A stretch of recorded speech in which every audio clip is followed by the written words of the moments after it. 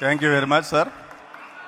ఇప్పుడు గౌరవ మాజీ పార్లమెంట్ సభ్యులు రాజశేఖర రెడ్డి గారికి అత్యంత సన్నిహితంగా వారితోటి పనిచేసినటువంటి పెద్దలు ఉండవల్లి అనిల్ కుమార్ గారిని మాట్లాడవలసిందిగా కోరుతున్నాం. హైట్ ప్రాబ్లం లేదు సార్. అందరికీ నమస్కారం. రాజశేఖర రెడ్డి గారి గురించి నేను చెప్పడం మొదలెడితే అన్ని కథలు మీరు అందరూ వినేసి ఉంటారు. రాజశేఖర రెడ్డి గారి గురించి నిత్యం మననం చేసుకునేటువంటి వ్యక్తుల్లో నేను ఒకడిని. ఎందుకంటే చాలామందికి దొరకని అవకాశం రాజశేఖర రెడ్డి గారితో అత్యంత సన్నిహితంగా మెలిగేటువంటి అవకాశం నాకు దొరికింది. అంటే రామచంద్రరావు గారు దొరికించారు. డాక్టర్ కేవీపీ రామచంద్రరావు గారు ప్రధానంగా రాజశేఖర రెడ్డి గారు ఎక్కడికి వెళ్ళినా, ఏ మీటింగ్లో వెళ్ళినా పక్కన నేను ఉండేలా ఈయన చూసేవారు.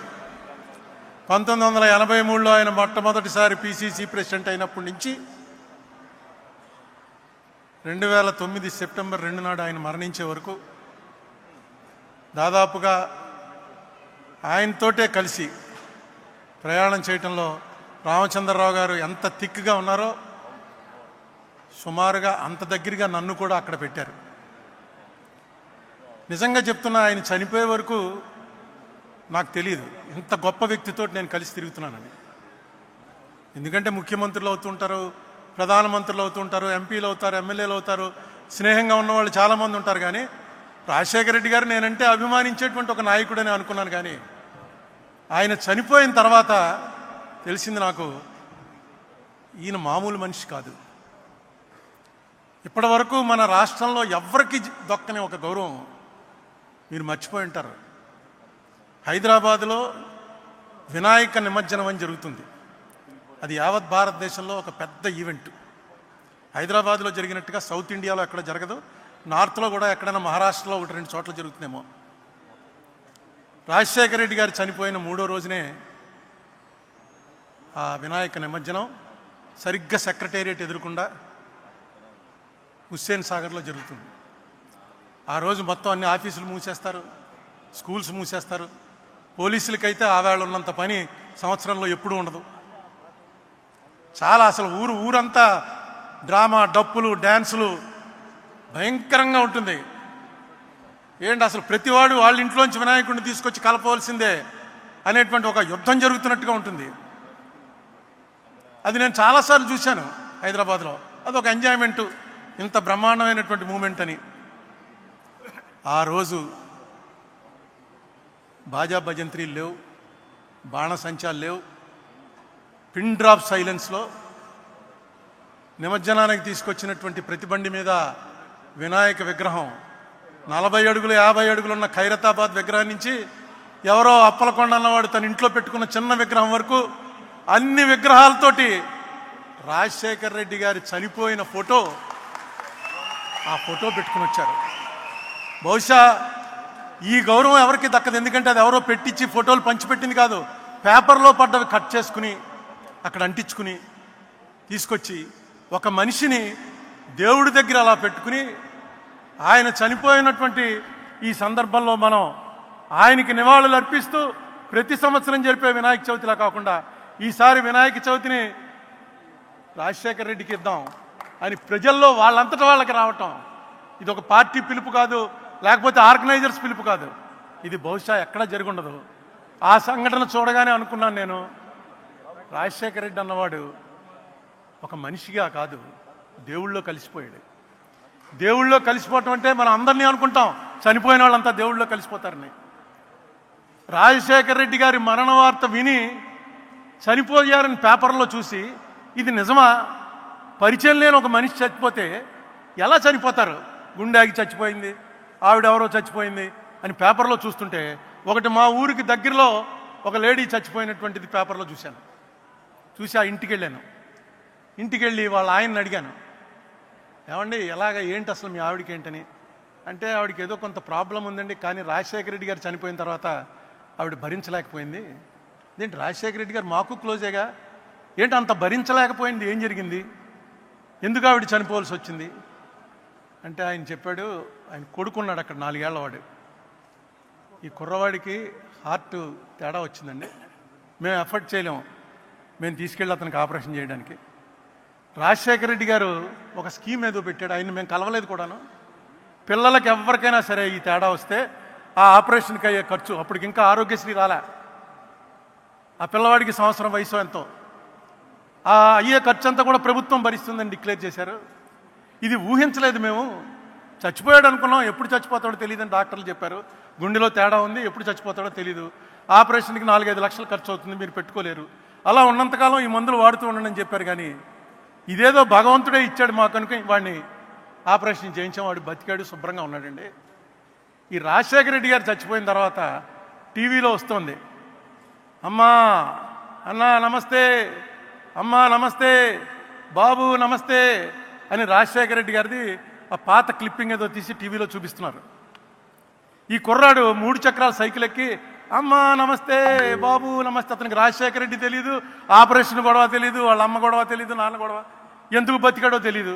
ఆ టీవీలో చూసింది సైకిల్ తొక్కుతూ రైమని సైకిల్ తొక్కుంటూను అమ్మా నమస్తే, నాన్న నమస్తే అని అంటుంటే చూసి ఏడ్చి ఏడ్చి బెంగ పెట్టుకుని మేము తీసుకెళ్ళామండి హాస్పిటల్కి. కానీ పని జరగలేదు, పోయింది. కొడుక్కి ప్రాణం పోసిన రాజశేఖర రెడ్డి ఇంత అర్ధాంతరంగా పోతాడని ఊహించలేదు. మేము కూడా అనుకోలేదు, బాధపడుతోంది, ఏడుస్తోంది, కానీ ప్రాణాల మీదకి వచ్చింది అది మేము అనుకోలే.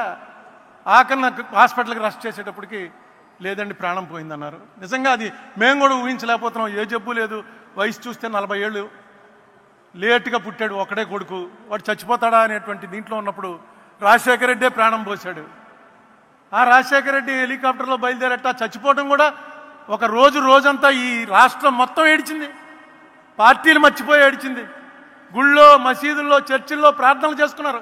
ఆర్గనైజ్డ్ కాదు, ఎవడ మట్టుకోడు దండం పెట్టుకుని రాజశేఖర రెడ్డిని బతికించే బాబు, ఒక్కటే అడుగుతాను, రాజశేఖర రెడ్డిని బతికించే చాలని. ఇలాంటి చావు బహుశా భగవంతుడు ఎవరికైతే నిర్దేశిస్తాడో అలాంటి వాళ్ళకే వస్తుంది. ఒక మనిషి వెళ్ళిపోతూ ఎంత ఇంపాక్ట్ పెట్టి వెళ్ళాడంటే మన మీద, ఎలాంటి ముద్ర కొట్టి వెళ్ళాడంటే మన మీద, బతికితే ఎలా బతకాలరా అనేటువంటి ఒక మెసేజ్ ఇచ్చాడు. అతను ఇందాక పళ్ళవరాజు గారు చెప్పినట్టు జీవితం అంతా అసమ్మతే, ఎవరుంటే వాళ్ళతో ఫైటింగే, ఎవరుంటే వాళ్ళతోటి దా కమాన్ ఛాలెంజ్ అని. అటువంటి మనిషి 2004లో ఆయన సీఎం అయ్యాక ఒక్క అసమ్మతి లేదు, ఎవ్వరూ ఆయన మీద నోరెత్తలేదు. కాంగ్రెస్ పార్టీలో అలా ముఖ్యమంత్రి ఉండటమే చాలా గ్రేట్. ఎలా ఉండగలిగాడరా అంటే ఒకే ఒకటి, ఎవరు వచ్చినా ఒక నవ్వు, ఆ నవ్వు ఎవరికి రాదు, అదిగో ఆ నవ్వు ఎవరికి రాదు. ఆ నవ్వు నవ్వడం, భుజం మీద కొట్టడం. రోజుకి ఎంతమందిని చూసేవాడో తెలియదు మనకి. పొద్దున్నే వచ్చిన జనాల్ని టెంట్లో, మిగతా మాలాంటి వాళ్ళందరినీ తలుపు దగ్గర ఇలా నిలబడేవాడు, తలుపు ఇలా తీయటం, బయట 50-60 మంది ఆయన్ని నమస్తే అండి, ఏయ్ నువ్వురా అన్నాం, లోపలికి కూర్చోడాలు ఏమీ లేవు. లోపల రాగానే ఏంటి అది కాదండి అంటే, అది కాదు, కాగితం తెచ్చావా, కాగితం తెస్తే కాగితమి అన్న, కాగితం తీసుకోవడం. ఆ కాగితం తీసుకున్నాడు ఆయన అంటే అయిపోయినట్టే, 90% పని అయిపోయినట్టు. ఒకవేళ అది అవ్వకూడని పని అయితే మొన్నటి పొద్దుటికి మనకు మెసేజ్ వచ్చేస్తుంది. ఇలాంటి నెట్వర్క్ ఆయన ఎప్పుడు ఏర్పాటు చేసుకున్నాడో, ఎవరితో డిస్కస్ చేశాడో ఎవరికి తెలియదు. ఈ రామచంద్రరావు గారి ఆఫీస్ ఎక్కడో ఉండేది, రాజశేఖర రెడ్డి గారి ఆఫీస్ ఎక్కడో ఉండేది. ఎప్పటికప్పుడు ఇక్కడ ఏం జరుగుతుందో అక్కడికి తెలుసు, అక్కడ ఏం జరుగుతుందో ఇక్కడికి తెలుసు. బహుశా డెలిగేషన్ ఆఫ్ పవర్స్ అనేది తెలుసున్నటువంటి, నేను చూసిన వాళ్ళలో ఇంత బ్రహ్మాండంగా తెలుసున్నటువంటి ముఖ్యమంత్రి కానీ నాయకుడు కానీ మరొకరు లేడు. ముఖ్యమంత్రులు అవుతూ ఉంటారు, పోతుంటారు, కానీ నాయకుడు అనేవాడు అవ్వటం చాలా కష్టం. రాజశేఖర రెడ్డి ఒక నాయకుడు. రాజశేఖర రెడ్డితో 20 సంవత్సరాల పాటు ఏ పదవి లేకపోయినా అనేక మంది ఆయన వెనకాల వెళ్ళారంటే ఆ ఫేస్లో ఉన్నటువంటి ఆ గ్లామరు, నీకు కష్టం వస్తే నేను నిలబడతాను రా అనేటువంటి ఒక మెసేజ్ చెప్పకుండానే ఇచ్చేవాడు. ఎవరికి ఆ మాట అనేవాడు కాదు. ఆయన దగ్గరికి వెళ్తే ఆయనతో 2 నిమిషాలు మాట్లాడాక డెఫినెట్గా ఈయన మన కష్టం వస్తే నిలబడతాడు, ఈయనే మన లీడరు, ఈయనకి కన్సూప్ మేరలో ఈయన ఏమి అవ్వడన్నా ఎప్పటికోకప్పటికి ఈయన డెఫినెట్గా ఏదో అవుతాడు, మనల్ని కాపాడతాడు అనేటువంటి ఒక నమ్మకం కలిగించాడు రాజశేఖర రెడ్డి గారు. ఈవేళ ఆయన 75వ మళ్ళా 100వ జయంతి కూడా చాలా గ్రాండ్గా జరుగుతుంది. అప్పటికి నేను ఉన్నాను, ఈవేళ 100వ జయంతి అనుకుని కూడా వస్తున్నాను. ఇంకా ఎందుకంటే ఈ మనిషి జ్ఞాపకాలు నిలిచిపోయే జ్ఞాపకాలు, మరిచిపోయే జ్ఞాపకాలు కాదు. ఈ మనిషిని మీరు ఇష్టపడుతున్నది ఆయన మీకేదో సాయం చేశాడని కాదు, ఇలాంటి వాడు ఒకడు ఉండాలిరా అని. సాయం అక్కర్లేదు మనకి, ఆ మనిషి మొహం ఒకసారి తలుచుకుంటే ఒక్కసారి తెలియకుండా ఆనందం కలుగుతుంది. ఇదే పరిస్థితుల్లో రాజశేఖర రెడ్డి ఉంటే ఏం జరుగునరా అనుకుంటే ఖచ్చితంగా మంచే జరుగుతుంది అని మనకు నమ్మకం వస్తుంది. రాజశేఖర రెడ్డి గారికి నివాళులు అర్పిస్తూ రేవంత్ రెడ్డి గారు వచ్చారు. ముఖ్యమంత్రి మాట చెప్పకపోతే బాగుండదు. రేవంత్ రెడ్డి గారు, మీకు ఈవేళ ఒక మహర్దవకాశం లభించింది. ఆంధ్ర తెలంగాణ మధ్య శాశ్వతంగా ఒక అనుబంధాన్ని కల్పించేటువంటి అవకాశం మీకు లభించింది. ఈ మాట ఎందుకన్నానంటే ఇది కాంగ్రెస్ వాళ్ళే చేయగలరు. కాంగ్రెస్కు ఉన్నటువంటి జెనెటిక్గా కాంగ్రెస్ ముఖ్యమంత్రి అనగానే ఆయనే చేయగలడు ఈ పని. మన మధ్య ఆంధ్ర వాళ్ళకి ఏనాడు కూడా తెలంగాణ వారి మీద ఏ రకమైన కోపం లేదు, ఏ రకమైన ద్వేషం లేదు. అది మీకు తెలుసు. మీకు మా మీద కోపం వచ్చింది, దానికి ఒక కారణం ఉంది, అది మాకు తెలుసు. లేకపోతే పొన్నం ప్రభాకర్ నేను 5 ఏళ్ళు మాట్లాడుకోలే. 5 ఏళ్ళు రోజు ఇద్దరం ఎంపీలం బాగా క్లోజు. అలా మోహన్ చూసుకుని పక్క పోతూ రుద్రరాజు తండ్రి చచ్చిపోయిన రోజున మళ్ళీ వస్తే ఏం పొన్నం అంటే ఏం అరుణ అన్నాడు. ఏంటంటే కారణం రాజకీయ కారణాలు. ఈ కారణాలన్నింటినీ కూడా ఒక్కసారి దాని మీద దృష్టి పెడితే రేవంత్ రెడ్డి గారు ఖచ్చితంగా వీటిని సెటిల్ చేయొచ్చు. ఆంధ్ర తెలంగాణ ఓన్లీ టెక్నికల్గా 2 రాష్ట్రాలు తప్ప ప్రజలు మాత్రం ఒకటే అనే మెసేజ్ ఇవ్వగలరు. దీనికి ఏం చేయాలో అది అడ్మినిస్ట్రేటివ్గా ముఖ్యమంత్రుల మధ్య మీరు ఏం చేస్తారో అది ఎలాగా చేస్తారు. ఇక్కడ రాజశేఖర రెడ్డి కూతురు కూడా ఉంది, ఆ సంగతి మర్చిపోవద్దు. రాజశేఖర రెడ్డి కూతురు రిప్రజెంట్ చేస్తూ ఏమి చేస్తే ఇక్కడ వాళ్ళకి బాగుంటుందో, ఏది మీకు నష్టం లేకుండా కష్టం కలగకుండా ఆంధ్ర ప్రజలకి ఉపయోగకరంగా ఉంటుందో ఆ ఆలోచన మీకు ఆల్రెడీ స్టార్ట్ అయింది. దాన్ని ఇంకొంచెం పెంచండి. రామచంద్రరావు కేవీపీ లాంటి వాళ్ళు ఎలాగా ఉన్నారు మీకు హైదరాబాద్లోనే ఉంటున్నాడు ఆయన. మీకు ఎప్పుడు కావాలంటే అప్పుడు సహాయపడతారు. ఖచ్చితంగా ఈ క్రెడిట్ మాత్రం రేవంత్ రెడ్డి గారికి దక్కటం కోసమే ఆయన ముఖ్యమంత్రి అయ్యాడని నేను తలుస్తున్నా. రాజశేఖర రెడ్డి గారి ఆశీస్సులు ఆయనకి ఎప్పుడూ ఉంటాయని నమ్ముతూ సెలవు.